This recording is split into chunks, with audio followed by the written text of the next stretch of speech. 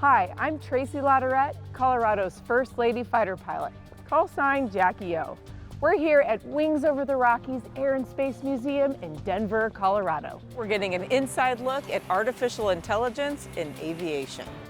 It is a moment of wonder, shock, and awe altogether.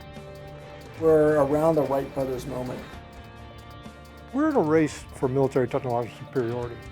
How do you methodically explore the unknown? Question of trust is the heart of the issue. At Edwards Air Force Base, they took an F-16 like the one I used to fly, modified it, and now it can fly itself. I'm home, back in the cockpit. We can go maneuver relative to another aircraft that doesn't actually exist. This is going to save a lot of pilots' lives. We need to seize the day. We have to be really careful with it. This is the way that wars are fought and that we need to put real guardrails on. It's time to go behind the wings. Artificial intelligence is rewriting the rules of military aviation. As planes are programmed to fly without pilots, uncrewed aircraft will define the next era of military and someday civilian flight. However, human ethical and operational considerations don't always keep pace with technological advancements. Those working on AI's cutting edge must balance great potential with great responsibility. Every time we get a new technology, we have certain expectations and dreams for it. You may have seen pictures in the late 1800s when we were starting to get the sense that we can make an airplane. We can make a thing with wings that could fly. And then you had these fantastical pictures of these airplanes shaped like boats, right? It had paddle wheels. But once the Wright brothers flew and once we actually started doing it, nobody imagined what the airplanes actually ended up looking like. To me, with AI, I kind of feel like we're around the Wright brothers moment. The outskirts of the Mojave Desert in Southern California provide an ideal setting for the United States Air Force Test Pilot School. The school is a unique institution in that we have a flying operation and a master's degree program. Our students fly over 35 aircraft in a year. It's perhaps the most complex flying operation in the Air Force. You walked through the same halls that Chuck Yeager walked through back in 1947 when he broke the sound barrier. This school is full of history. It is incredible. You know, the drive from LA out here to the desert, there's a lot of desert and a lot of opportunity to contemplate. It immediately strikes you what a perfect place this is to fly. And then as you drive across the lake bed and you realize that all the aircraft that have landed here and have taken off here for the first time, the history of the school is incredible, and you can feel it as you walk around here. But one of the things that I'm very excited about is the future in autonomy in aviation. It really began with simulation. Thousands upon thousands of runs with multiple different performers were conducted in a simulated environment to mature these algorithms. What makes these algorithms different than a lot of the autonomy you might find on autopilot today on most aircraft is that kind of autonomy is line by line, if this, then that, do this. The kind of autonomy we're talking about, machine learning, uses statistical methods to find patterns in human behavior. It's very powerful and in some ways better than humans, for example, in chess and Go, and yet it's not always predictable, it's not always repeatable.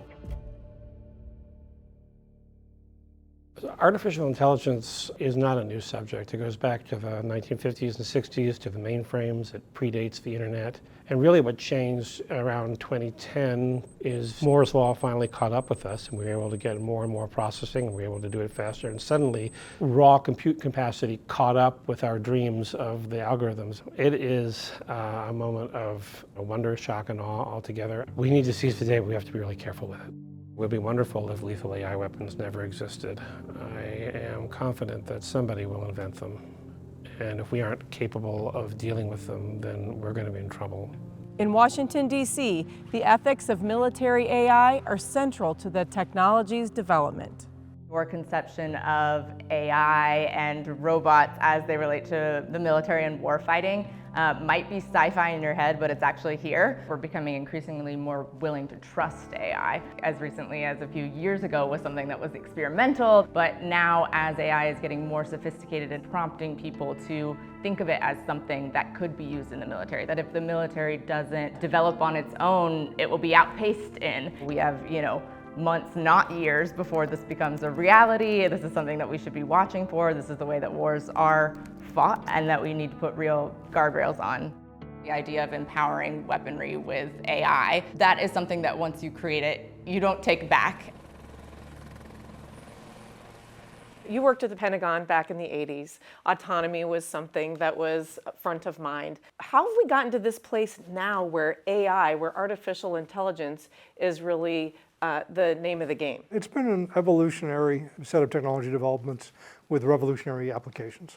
I was one of the proponents of our uncrewed autonomous aircraft in particular, and I've watched that technology over the last almost 40 years move to a point where we can increasingly rely on it for some of the functions that traditionally humans have done as operators. I think it will be a paradigm shift. I think it's happening as we speak. And this is a change that's relatively recent. Talk about ethics. How do we do that on the global stage? First of all, we have to design those requirements in. They're part of the design process. And secondly, we have to move fast. People who are not constrained by that, who don't take the time and the effort to design those kind of constraints onto their systems, do have, in some ways, an advantage. I think overall we have the high ground here, and I think it's the right thing for us to do, so that's what we are going to do. But it dictates that we move as quickly as possible to integrate these technologies into our systems. We're in a race right now for military technological superiority. We've got to move quickly. You don't win a race by standing still. How do you get to a place where you can trust that aircraft when it's being flown by this artificially intelligent agent and not the pilot that's in the back seat? Question of trust is the heart of the issue. And I think if you look at the trust question, there are several aspects that we have to explore. First of all, can it do what we're asking it to do in the first place? Does it do it well? Can it do it safely? And can it do it ethically in a way that conforms to the norms that we as an American military and American people expect? Normally, you train the AI on the ground, and then once you put it in the air, it's no longer learning while it's in the air, but it's collecting data. Then when it lands again, you can use the data that's collected to retrain the AI, get better, and then have it fly again. The reason why is that we would like when it's flying that we're fairly confident that we know what it's going to do. We don't want the algorithm changing mid-flight, at least not yet.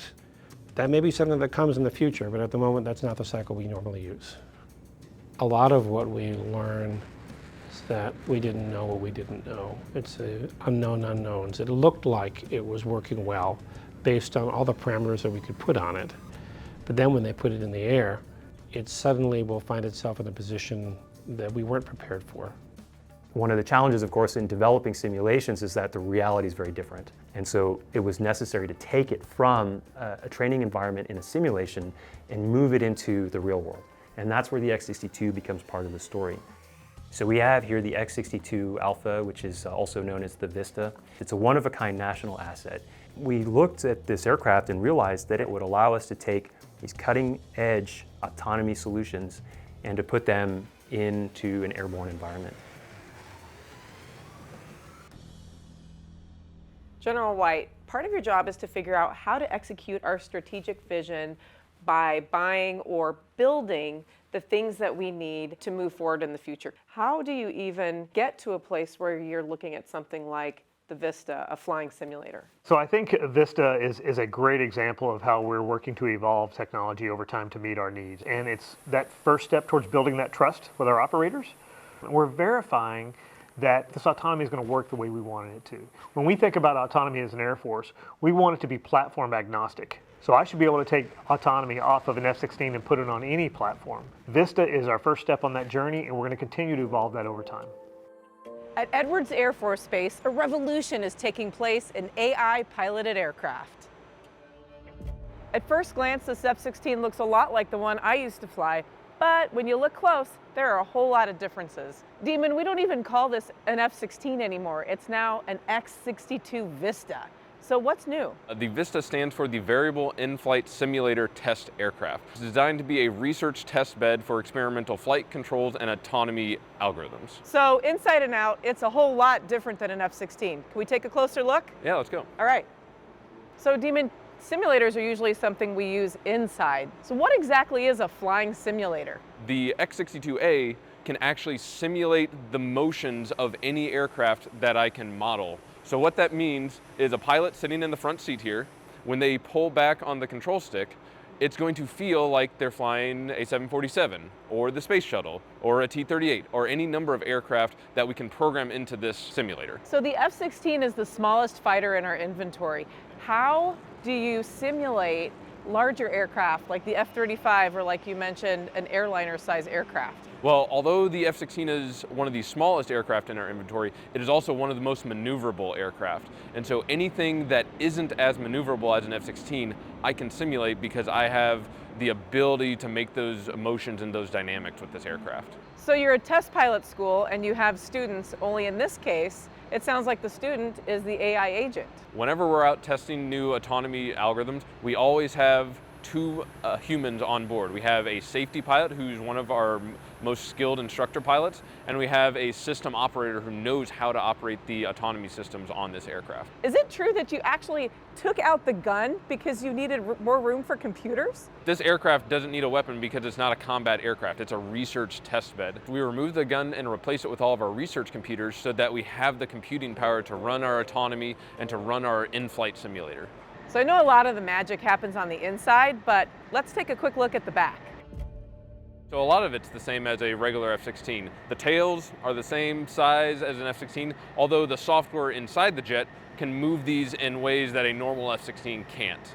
We also have special spin chute mounts that were used in the early days of this aircraft when it was a research test vehicle for a multi-axis thrust vectoring nozzle. So you mean they took the nozzle off of this jet and replaced it with a thrust vectoring nozzle to test for things like the F-22? It used to be a research test bed, and we did put a thrust vectoring nozzle on this that fed into research that went into the F-22. But nowadays we use that same research architecture and safety sandbox to test autonomy. It's great to see the old F-16 all grown up, and I'm dying to see how the cockpit has changed. It may look a lot like a regular F-16, but the Vista can actually adapt like a chameleon, taking on the characteristics of a variety of different aircraft, even changing from one type of aircraft to another multiple times in a single day. This all may sound like science fiction, but here at Edwards Air Force Base, it's happening right now.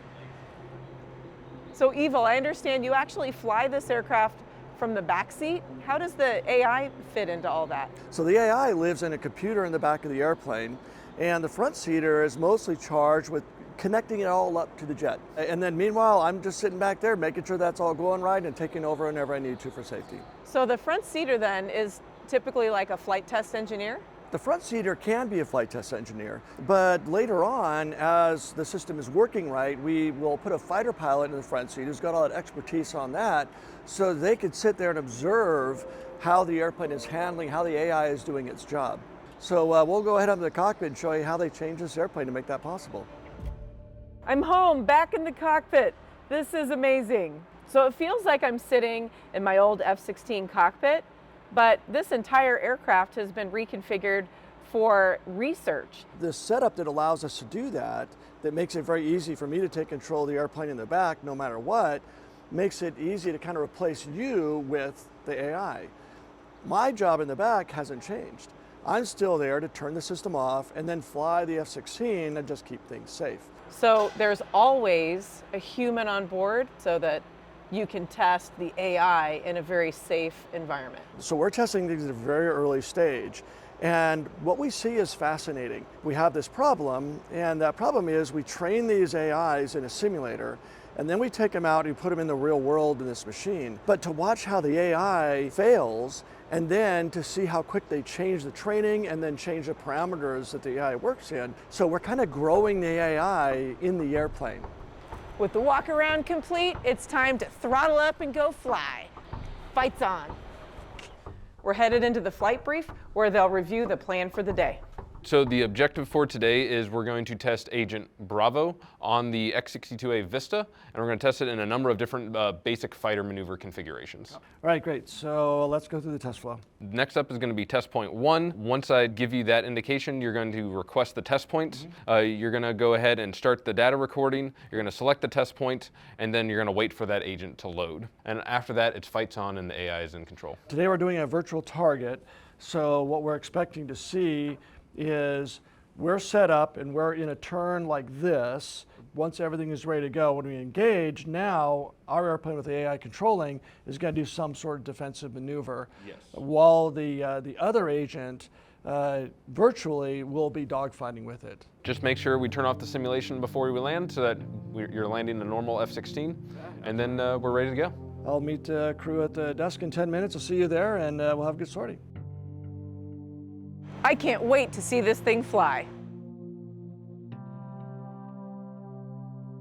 Yeah, so welcome to the control room. This is where we monitor all of our test missions. And so we not only make sure that the test pilots up in the jet are evaluating the right systems and they're looking at the right stuff, but we also help keep them safe here as well, because we have a ton of data that we can monitor here while they're focused on evaluating the autonomy or the AI. Test control, you are clear to load test points. Copy that. Over the last year, we have been breaking all kinds of barriers in applying autonomous agents in the aerial combat maneuvers, so basic fighter maneuvers. And that's what we teach at the school, is this mindset of how do you methodically explore the unknown. Next up is going to be test point 3. We're going to test the Bravo agent. You are clear to load test points. Right now he's loading the test points and we're just waiting for their indications that they've loaded appropriately. Test control, you are clear to maneuver. We began the aircraft by itself, just to see if it would maneuver in a way that we expected. And then we put it up against a virtual target. So we would beam up essentially an F-16 that it would fly against. And there again, we were looking to see, did it follow the rules of engagement? Did it respect the 1,000-foot bubble? Did it behave in a way that we would expect an F-16 pilot to behave? Okay, next up is going to be test point 4, the Bravo agent defensive BFM. Test, you are clear to load test points. So we're actually bringing up a simulated aircraft, which is fantastic because we can go maneuver relative to another aircraft that doesn't actually exist. So we minimize that safety risk of actually hitting another aircraft because one doesn't exist. There's the agent making its inputs and turning, and it tripped it off. Test control, point complete. So the Vista's up there flying, you're here in the control room, and you can see how the AI is actually acting. We can see what the aircraft is doing from here, and we can keep track of whether it's doing too abrupt of a maneuver, is it too aggressive, is it not aggressive enough. Test control, that is a test point complete. You are clear to reset the VSS. Copy that, thanks a lot. Only once we were assured that yes, it was behaving according to what we expect, yes, it was following all the training rules, then we then put it in the same airspace with another aircraft. And even then we started with very slow buildup. We did bubble passes. Does it avoid like we expect it to? Does it avoid the floor like we expect it to? And then we put it in an offensive position. Does it maneuver to a weapons engagement zone the way that we expect it to? And then we put it in the defensive, and only after all of those, and we kept getting the positive signal that yes, it's safe, it's effective, it's ethical, did we then put them beak to beak. We conducted the world's first air-to-air combat maneuvers in live time, not in simulators, between the X-62, under control by an AI agent, and an F-16 that was crewed by a test air crew, and then ultimately progressed to what we call high-aspect maneuvers, where these two aircraft were approaching each other at 1,200 miles an hour at less than 2,000 feet of distance, and doing it safely and repeatedly as they engaged in combat maneuvers. Test control, that is test mission complete. You are clear to RTB. Copy that. So with each flight, we're learning about how to update the AI software. We learned some things today, so you'll go back, make some adjustments, and tomorrow, see how the AI performs. Some people think that the AI updates itself, but that really isn't the case here. We're going to go look through our data, make some updates, and yeah, well, hopefully it improves tomorrow.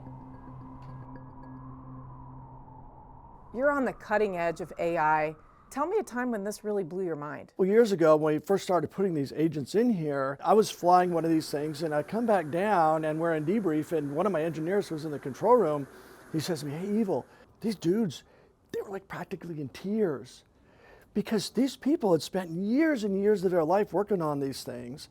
They thought they were a decade out from having it ever control an airplane, and here they were in a control room watching their baby, with lots of problems, but still their baby, doing things in a real jet fighter." As an engineer, that's just the best feeling in the world because you get to see how your work is really going to do, and better yet, you're getting the information you need to make it better. Where is this all going? The future of AI, it's hard to guess. I think it's going to do more than we thought it could do. It's going to cause headaches we didn't think we were going to have. The power of it is a little bit scary. It reminds me a little bit of nuclear power and nuclear weapons in the sense that we know there's a tremendous amount of potential power in the technology, but the hard part is, well, how do you control it? As the musician Sting once sang, I hope the Russians love their children too, right? The future for AI research here at the Test Pilot School with the X-62 and what it supports in the future is really exciting. We're going to be looking at AI algorithms that can learn. I mean, these are really important research questions because there are certain behaviors that are very human as these things learn, and there are other behaviors that aren't very human. It's very important to be able to interrogate that. How do these algorithms develop as we train them, as we put them in situations that are slightly different than the ones that they were trained for? X-62 as a research platform is a huge enabler for all kinds of other research. One of the very exciting projects is the XQ-58 Valkyrie down at Eglin. We flew the first version of its AI machine learning algorithms here on the X-62. That will now go out to the Valkyrie, and they're going to continue on that platform to mature what they originally began researching here. In the same way, some of the dogfighting algorithms that we have built out here are going to move on to a project out at Eglin Air Force Base focused on multiple F-16s flying autonomously against each other. And they're going to use even more advanced sensors and even more capabilities to do that disciplined exploration of the unknown that lets us find where can we trust these algorithms and where do they still need more development for us to really be able to say, yes, they're safe, yes, they're effective, yes, they're efficient, and above all, yes, are they ethical. Our hope is also that in partnership with other government agencies like NASA, that we can help develop the frameworks and the ways of thinking about autonomy that make it possible for civil aviation to begin to explore different pathways for certifying AI in applications beyond the military.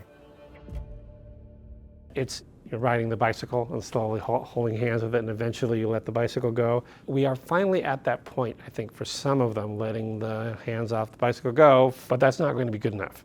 We have AI systems now that can perform very well within certain parameters. But when you go outside that environment, when, for example, it's a thunderstorm, something where you haven't been able to train, then the system's no longer reliable. And it doesn't adapt and adjust yet the way a human would, because we don't have what we call artificial general intelligence. We have only the artificial narrow intelligence that can do a specific task.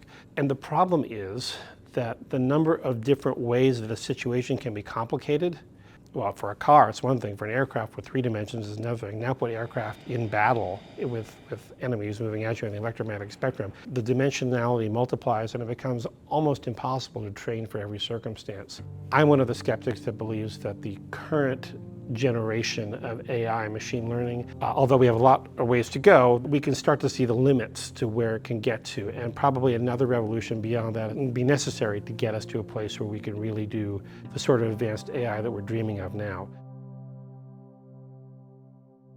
The interesting thing about AI and AI-empowered weaponry is that what happens is really going to evolve over the next year or two. What we do at this juncture really makes a difference for the development of this weaponry. The inherent concern is that it's something that we can't even sit here and speculate on, that something happens that's beyond our realm of imagination, and we've already empowered these systems beyond the point to get them back. Critics would say that there are concerns with the potential of things going wrong with AI taking over. We have to design very carefully, and we have to test very thoroughly to ensure that we don't have something like that happen. We also have to make sure that the other side can't somehow take over control of these aircraft. So we've got to design all that in. And one of the things that has surprised me a little bit, quite frankly, is how our fighter pilots have embraced this. They recognize that a modern battlefield is going to be an intensely lethal place, no matter what. And they would much rather have some of these uncrewed aircraft out in front taking fire so that they don't have to. This is going to save a lot of pilots' lives when we get this implemented. Getting meaningful military capability fielded is what I care about the most. And I care about our pacing challenge, China, the most as an adversary. China has been working very hard, and this goes back, at least 20 years, to field a military that can go head-to-head with the United States and first, if they can, prevent us from intervening in the Western Pacific, and then defeating us if we do. They've fielded a number of systems that are designed to take on particularly our space and our Air Force or airborne assets, wherever they may come from, and we've got to respond to that. They're moving forward aggressively, and I expect that the disparity in time between when we can field this kind of capability and when they have something comparable is not going to be very much, whichever way it comes out.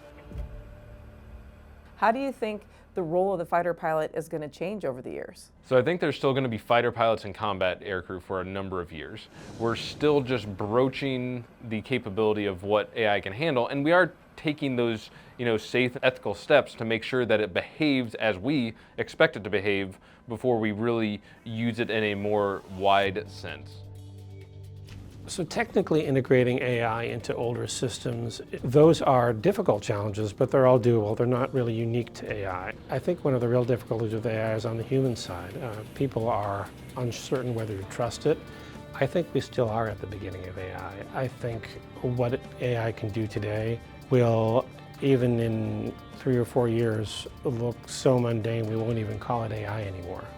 As AI-piloted aircraft are beginning to take flight, how we handle ethical, operational, and technological challenges will set the stage for this next chapter in aviation history. We'll see you next time on Behind the Wings.